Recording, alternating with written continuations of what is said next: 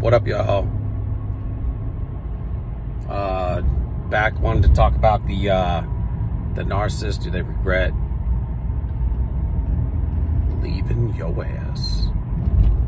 And so this is the thing. I'm kind of tired of this. Online, there's they like to put it forth that the psychology. The psychology of it in the textbook is kind of along the lines of, and I'm not a professional, so I'm just going to put that out there. This is my humble opinion. And there's a lot of things that are written in books for education that's wrong, okay? And in there to mislead on purpose. So I'm just going to throw that out there because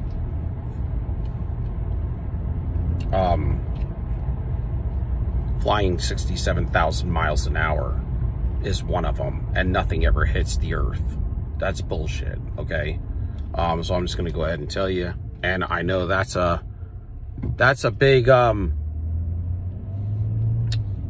thing that, you know, y'all probably believe in because you've heard it your whole life and you've seen CGI footage of it from NASA. But I'm telling you, you cannot stand outside and tell me you're flying 67,000 miles an hour and nothing ever hits us, and this thing doesn't bust into a million pieces, and we're spinning at 1,100 miles an hour all the time when it feels like ain't nothing moving, okay?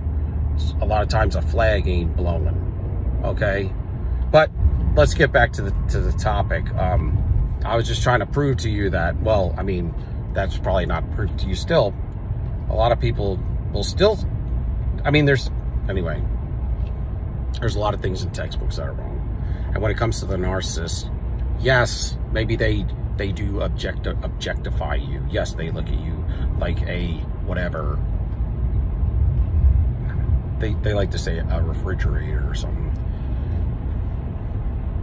I mean, I don't think that they really look at you quite like that.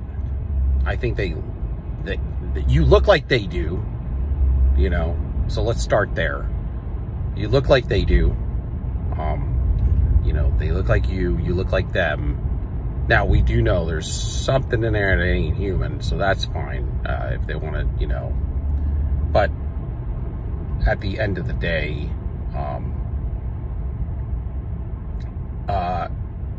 maybe that's the personality that you're seeing and the way that they could just do things and then walk off. But at the end of the day, it's because they are, in my opinion, there's more than just whatever that original entity to that avatar was. There's more than just that one thing in there. They've been hijacked, and so they make a lot of stupid decisions based on the hijacking because they're being controlled and led astray and led away based on lusts, and lust of the eyes, lust of the flesh, and pride of life. And they're also getting and then in between that, you have you do have some sort of a young child in there who doesn't have any common sense, okay? So you know, between those two things, and then whatever it is demonic, so it's going to be against God.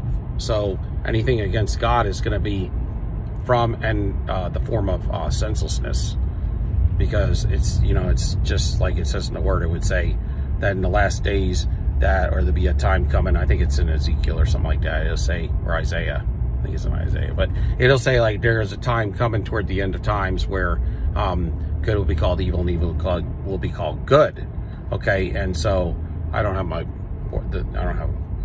I can't tell you that scripture right now, but I also have learned that, you know, when I got saved and stuff, that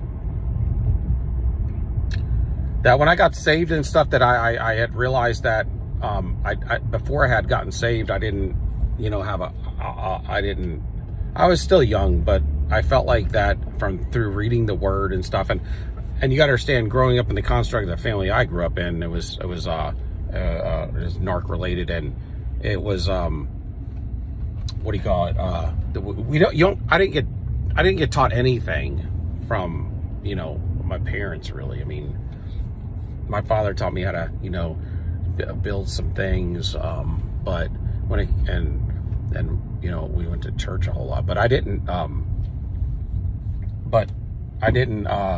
learn a lot of things about life, but reading the Word and, praying and meditating on the Lord, had given me a lot of common sense, is what I had found. And I had realized at some point in time that God is perfect common sense. So that's to be as precise as you possibly can with common sense. Okay, so and Satan is perfect senselessness. It's kind of like he's perfect, Satan's perfect evil and God's perfect good, right? And so but with that in mind, that construct of those demonic entities and things are going to be perfect senselessness. So so you have entities that have hijacked his body, or something along the lines of that, but it was, and here we go, it was made by God but hijacked by the demonic.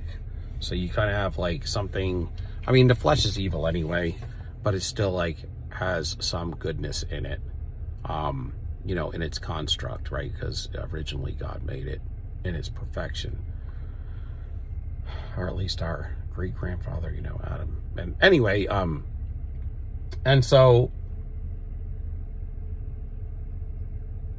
yeah, I'm getting way off topic, but yeah, so I guess my point is there's a whole lot of like senselessness in the narcissist. So with that being said, they make rash decisions and they're very impulsive. And with them being very impulsive, based on the lust and the having the little child in there, the demonic entities, and things against God, the construct of God. So you're going to get them to do a lot of stupid things, period. I mean, they were dumb enough to leave heaven or start a war in heaven, right?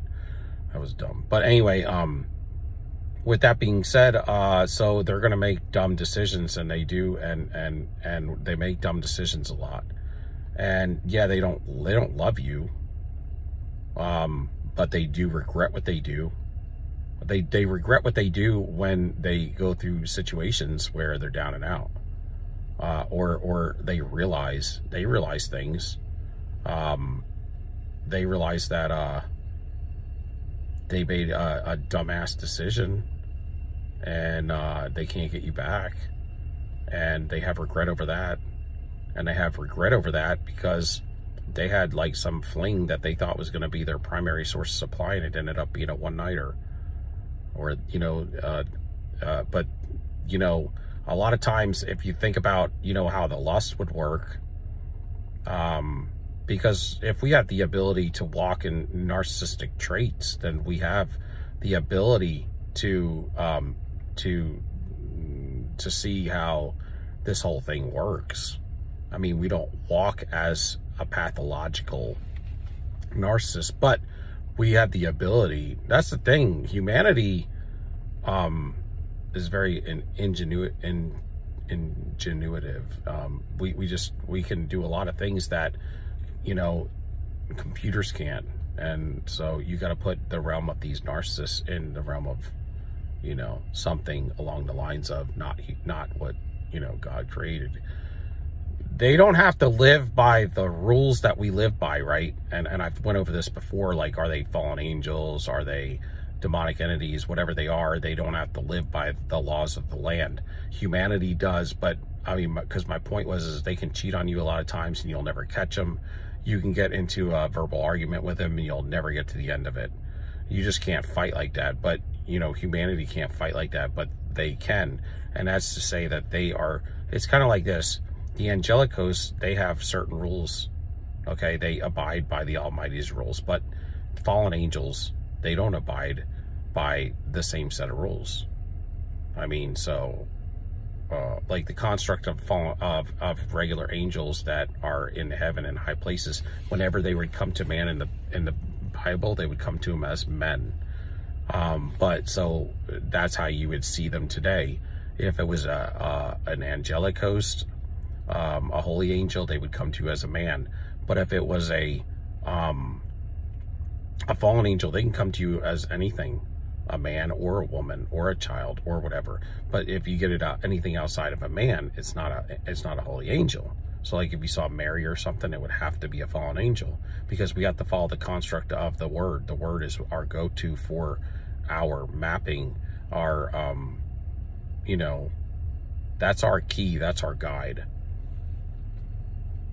And so do they miss you? And I wanted to hit this topic because, or do they regret what they do, or they don't love you? They love, yeah, they kind of love, like, or they love the supply, right? And that's fine, but you can go down the road of supply into all of your character if you wanted to.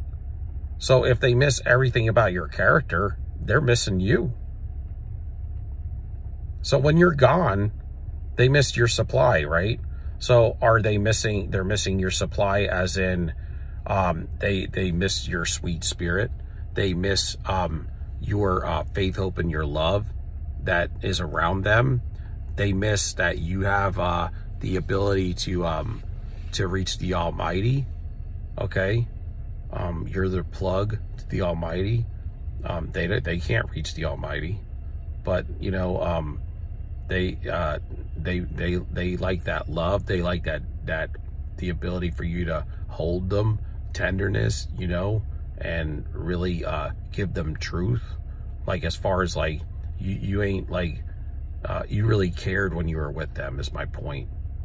Okay, you know, you might have cooked for them, but things you did out of love. Anything, whether you're cooking a meal for them, having a roof over their head, giving them money, giving them a ride somewhere, taking them out shopping, buying them gifts.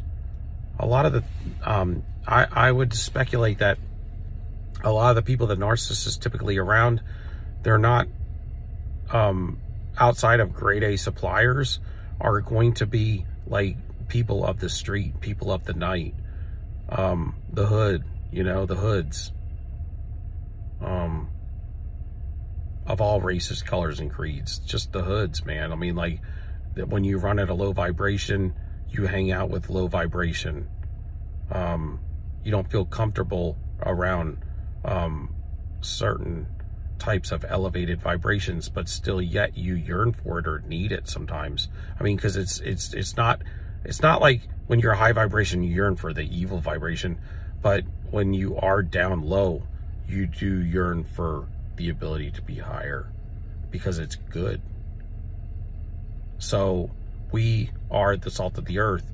And when God said that, you know, like, you know, his people were like the salt of the earth, you got to know that the empaths, the super empaths, the chosen ones, the people that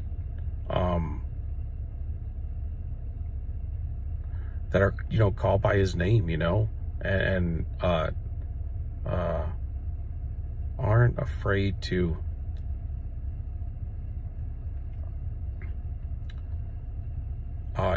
speak his name and not be embarrassed, to say Jesus Christ, and that's my king, you know. He said that he would not be embarrassed of you when you're in front of his Father. But now if you are embarrassed of him, well, he will show you that same side. I don't remember exactly how the scripture goes, but it was along the lines of, if you are ashamed of him, then he would be ashamed of you when you're in judgment. And, you know, so those are his people, but his people are the salt of the earth. And they're not just the salt of the earth. My point is, they're not just the salt of the earth to humanity, but we're the salt. We are the salt of the earth to even the demons and the devils So the textbook can say all day long that they don't care about you, okay? But when they make a rash decision and they don't have that grade A supply, they go into almost collapse and failure and implode, a narcissist injury and a collapse. And you are the center of the fuel matrix. You are that. And when you are that, you're fueling them so much that, like, okay, I'll put it to you like this. The narcissist ain't cool unless they got your energy. So they do love you because they loving that. They know. It's kind of like you loving me now, right? You loving me now.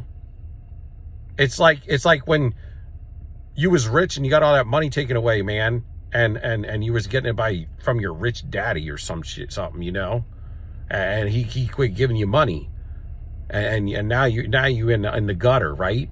And he stopped by to say hello, to drop you off a letter, and he was like, "Oh, come on, man, Dad, you got to give me that money, man. You know, I want to. I mean, I used to drive Mercedes and BMWs and live in these big mansions, and you took all that money from me, or you let me blow it all, and can you give me some more?" And that's when your daddy gonna turn around and say, "Yeah, you love me now, ain't you?" Well, that's how it is for the empath and the narcissist, man. They missing you, they regretting it, and the textbook can call you a refrigerator, a can of noodle soup. I don't care what they want to call you, but the fact of the matter is, if they're missing all your damn character because they need that good, and they ain't getting it from those other people. Yeah, they do need good energy and bad energy, or negative and positive energy, but they can get negative energy anywhere.